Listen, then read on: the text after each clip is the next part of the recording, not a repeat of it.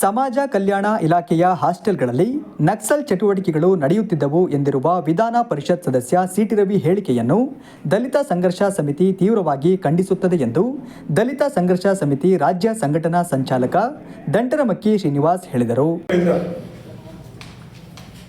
ಅಧಿಕಾರವನ್ನು ಅನುಭವಿಸ್ತಾ ಒಂದು ಪಕ್ಷದ ಜನಪ್ರತಿನಿಧಿಯಾಗಿ ಮುಖ್ಯಸ್ಥನಾಗಿ ಕೆಲಸ ಮಾಡಿದಂಥ ಸಿಟಿ ಅವರು ಪದೇ ಪದೇ ಪದೇ ಪದೇ ದುಡಿಯುವ ವರ್ಗ ಜನರನ್ನ ಅಥವಾ ಇಲ್ಲಿರ್ತಕ್ಕಂಥ ಕಡು ಬಡವರನ್ನ, ಪರಿಶಿಷ್ಟ ಜಾತಿ ಮತ್ತು ಪರಿಶಿಷ್ಟ ಪಂಗಡದವ್ರನ್ನ ಹಾಗೂ ಅಲ್ಪಸಂಖ್ಯಾತರನ್ನ ಯಾವ್ದಾದ್ರು ಒಂದು ನೆಪ ಒಡ್ಡಿ ಇವನ್ನ ಒಂದು ಚುಚ್ಚು ಮನಸ್ಸಿಂದ ಅವ್ರ ಮನಸ್ಸು ನೋವು ಮಾಡ್ತಕ್ಕಂಥದ್ದು, ಅದರಿಂದ ರಾಜಕೀಯವನ್ನು ಬೇಳೆಯನ್ನು ಬೆಳೆಸ್ಕೊಳ್ತಕ್ಕಂಥ ಪ್ರತಿ ಸಾರಿ ಮಾಡ್ತೀವಿ. ಸುದ್ದಿಗೋಷ್ಠಿಯಲ್ಲಿ ಮಾತನಾಡಿದ ಅವರು, ಇವರ ಹೇಳಿಕೆಯನ್ನು ಜಿಲ್ಲಾ ಪೊಲೀಸ್ ಇಲಾಖೆಯು ಈ ಕೂಡಲೇ ತನಿಖೆಗೆ ಒಳಪಡಿಸಬೇಕು ಎಂದರು.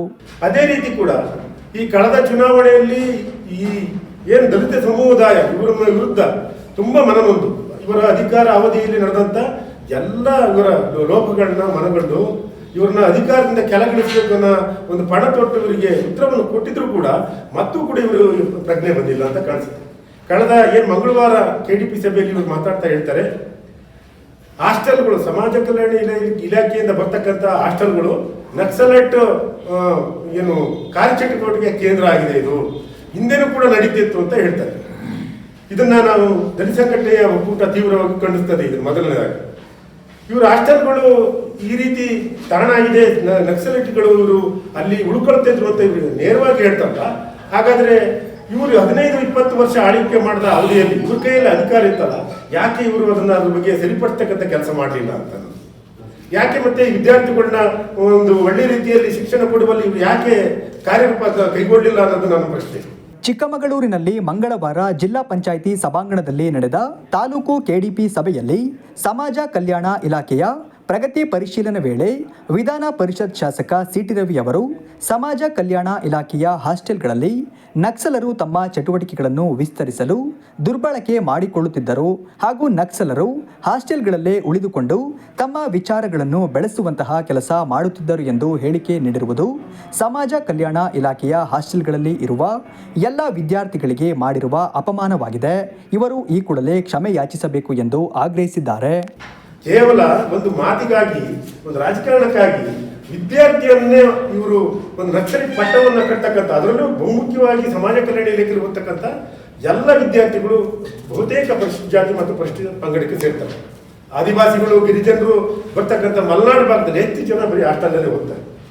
ಇವರನ್ನ ಉದ್ದೇಶಪೂರ್ವಕವಾಗಿ ಪ್ರಜ್ಞೆ ಇಲ್ಲದ ಮನುಷ್ಯ ಆಗಿದ್ರೆ ಒಂಥರ ಏನೋ ಅನ್ಬೋದಾಗ್ತದೆ.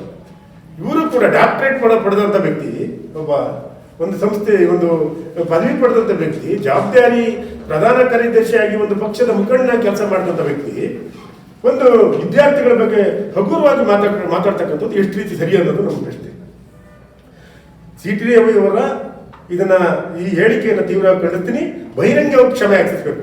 ಇದು ಕೇವಲ ಒಂದು ಸಮಾಜ ಕಲ್ಯಾಣ ಇಲಾಖೆಯಲ್ಲಿ ಓದ್ತಕ್ಕಂಥ ಪರಿಶಿಷ್ಟ ಜಾತಿ ಮತ್ತು ಪರಿಶಿಷ್ಟ ಪಂಗಡದ ವಿದ್ಯಾರ್ಥಿಗಳಿಗೆ, ಸಂಪೂರ್ಣ ಈ ಜಿಲ್ಲೆಯಲ್ಲಿರ್ತಕ್ಕಂಥ ಎಲ್ಲ ವಿದ್ಯಾರ್ಥಿಗಳಿಗೆ ಮಾಡಿದಂಥ ಅಪಮಾನ.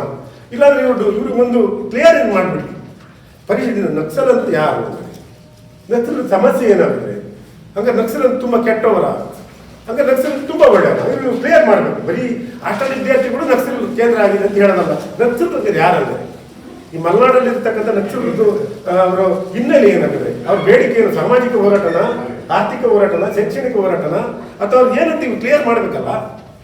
ಇದು ಬೇರೆಯವ್ರಿಗೆ ಅರ್ಥ ಆಗೋದಿಲ್ಲ. ಸಾಮಾಜಿಕ ಒಂದು ಜನಪ್ರತಿನಿಧಿಯಾಗಿ ಜನರ ಬಗ್ಗೆ ಹಗುರವಾಗಿ ಮಾತಾಡ್ತಕ್ಕಂಥ ವ್ಯಕ್ತಿ ಅದನ್ನು ಕ್ಲಿಯರ್ ಮಾಡಬೇಕು. ಈ ರೀತಿ ಆಗುತ್ತೆ ಅಂತ ಹೇಳ್ಬೇಕು. ಅಂದರೆ ಇವ್ರ ಉದ್ದೇಶ ಹಾಸ್ಟೆಲ್ಗಳನ್ನ ಸಂಪೂರ್ಣವಾಗಿ ಬಾಗಿಲಾಕ್ಬೇಕಂತಲ್ಲ, ಅಥವಾ ದಲಿತ ಮಕ್ಕಳಿಗೆ ವಿದ್ಯಾರ್ಥಿಗಳಿಗೆ ಶಿಕ್ಷಣ ಸಿಗಬಾರ್ದು ಅಂತ ಮೂಲ ಉದ್ದೇಶನ ಅನ್ನೋದು ಬಹಿರಂಗ ಆಗ್ಬೇಕಾಗಿದೆ. ಹಾಗಾಗಿ ನಾನು ಈ ಸಂದರ್ಭದಲ್ಲಿ ಅವರಿಗೆ ಈ ಕೂಡಲೇ ಸರ್ಕಾರ ಏನು ರಾಜ್ಯ ಸರ್ಕಾರ, ಇಲ್ಲಿ ಇರ್ತಕ್ಕಂಥ ಉಸ್ತುವಾರಿ ಕಾರ್ಯದರ್ಶಿ, ಇಲ್ಲಿರ್ತಕ್ಕಂಥ ಸಂಬಂಧಪಟ್ಟಂಥ ರಕ್ಷಣಾ ಇಲಾಖೆಯಂಥ ಮುಖ್ಯಸ್ಥರು ಇವ್ರ ಮೇಲೆ ಕೂಡಲೇ ಕಾನೂನು ಕ್ರಮ ತಗೋಬೇಕು. ಮೊನ್ನೆ ತಾನೇ ಈ ಮಲೆನಾಡು ಭಾಗದಲ್ಲಿ ಇರ್ತಕ್ಕಂಥ ಉಡುಪಿ ಜಿಲ್ಲೆಯಲ್ಲಿ ಒಂದು ವಿಕ್ರಮ್ ಗೌಡ ಅನ್ನೋದು ಒಂದು ನಕ್ಸಲ್ ವಿಕ್ರಮ್ ಗೌಡ ಅನ್ನೋ ಕೊಲೆಯಾಗಿದೆ ಅಂತ ಪತ್ರಿಕೆ ನಾವು ಈ ರೀತಿ ಬೆಳವಣಿಗೆ ಪ್ರತಿನಿತ್ಯ ಪತ್ರಿಕೆಯಲ್ಲಿ ನಕ್ಸಲ್ ಬೆಳವಣಿಗೆ ನಾವು ನೋಡ್ತಾ ಇದ್ದ ಸಂದರ್ಭದಲ್ಲಿ ನಾನು ಇರ್ಬೇಕಾದ್ರೆ ಇತ್ತು ನಕ್ಸಲರೆಲ್ಲ ಬಂದು ಹೋಗ್ತಿದ್ರು ಅಂತ ಅಂದಾಗ ಇದು ಭಾರಿ ಗಂಭೀರವಾದ ವಿಚಾರ. ಅಂದ್ರೆ ರವಿ ಅವರಿಗೆ ಎಲ್ಲೆಲ್ಲಿ ಏನೇನು ಮಾತಾಡ್ತಾರೆ, ಯಾವ ಆಟದಲ್ಲಿ ನಕ್ಸಲೇಟ್ ಬಂದು ಹೋಗ್ತಾರೆ, ಯಾವ ನಕ್ಸಲೇಟ್ ಅಲ್ಲಿ ಬಂದು ಹೋಗ್ತಾರೆ, ಪ್ರೇಮನಗೌಡ ಬಂದು ಹೋದ್ನ ಅಥವಾ ಬೇರೆ ಬೇರೆ ಈಗ ಶೂಟ್ಔಟ್ ಆದಂತ ವ್ಯಕ್ತಿಯ ಸಂಬಂಧಿಕರು ಬಂದು ಹೋದ ರವಿ ಅವ್ರಿಗೆ ಗೊತ್ತಿರುತ್ತೆ. ಇದು ಸೂಕ್ಷ್ಮ ವಿಚಾರ ಇದೆ. ಇವರು ಜಿಲ್ಲಾಡಳಿತ ಕೂಡಲೇ ಅವ್ರ ಮೇಲೆ ಕಾನೂನು ಕ್ರಮ ಜರುಗಿಸಿ ತನಿಖೆಗೆ ಒಳಪಡಿಸಬೇಕು. ಇದು ಸಂಪೂರ್ಣವಾಗಿ ಗೊತ್ತಿದೆ. ಆಟಲಲ್ಲಿ ನಕ್ಸಲರು ಕೇಂದ್ರ ಆಗಿದೆ ಅಂದ್ರೆ ಸಿಟಿ ರವಿ ಸಂಪೂರ್ಣ ಗೊತ್ತಿದೆ. ಹಾಗಾದ್ರೆ ಏನಾದ್ರು ಬಹಿರಂಗಪಡಿಸ್ಬೇಕು, ಇಂತಿಂತಾನೆ ನಡೀತಾರೆ, ಇಂಥ ನಕ್ಸಲೇಟ್ ಇಷ್ಟು ಪಟ್ಟಿ ಇದೆ ನನ್ನ ಹತ್ರ ಅಂತ ಹೇಳ್ಬೇಕು. ಅವರು ಯಾಕೆ ಮುಚ್ಚಿಟ್ಟಿದ್ದಾರೆ? ಸಮಾಜ ಅಂದ್ರೆ ಸಂಪೂರ್ಣವಾಗಿ ಹಾಳಾಗ್ಲಿ ಅಂತನಾ? ಕಾನೂನು ಬಾಹಿರವಾಗಿ ಕೆಲಸ ಮಾಡ್ತಕ್ಕಂಥ ಯಾವುದೇ ಸಂಘಟನೆ ಆಗಲಿ ನಾವು ಅದನ್ನು ಖಡಾಖಂಡಿತವಾಗಿ ಇದನ್ನು ಖಂಡಿಸ್ತೀವಿ. ನಾವು ಅದಕ್ಕೆ ಬೆಂಬಲಿಸುವುದಿಲ್ಲ. ಕಾನೂನು ಹೊರತಾಗಿ ಯಾರೇ ಕೂಡ ಕೆಲಸ ಮಾಡಿದ್ರು, ಸಾಮಾಜಿಕ ಕೆಲಸ ಮಾಡಿದ್ರು, ನಕ್ಸಲ್ ಸಂಘಟನೆ ಆಗಿದ್ರು, ಬೇರೆ ಸಂಘಟನೆ ಆಗಿದ್ರು ನಾವು ಖಂಡಿಸ್ತೀವಿ.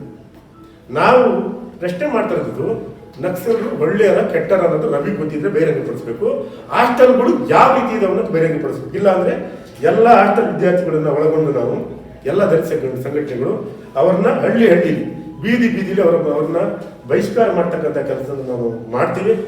ಸುದ್ದಿಗೋಷ್ಠಿಯಲ್ಲಿ ವಸಂತ್ ಕುಮಾರ್, ಸಂತೋಷ್ ಲೆಕ್ಯ, ನಟರಾಜ್, ಪುಟ್ಟಸ್ವಾಮಿ, ಅಣ್ಣಯ್ಯ ಉಪಸ್ಥಿತರಿದ್ದರು.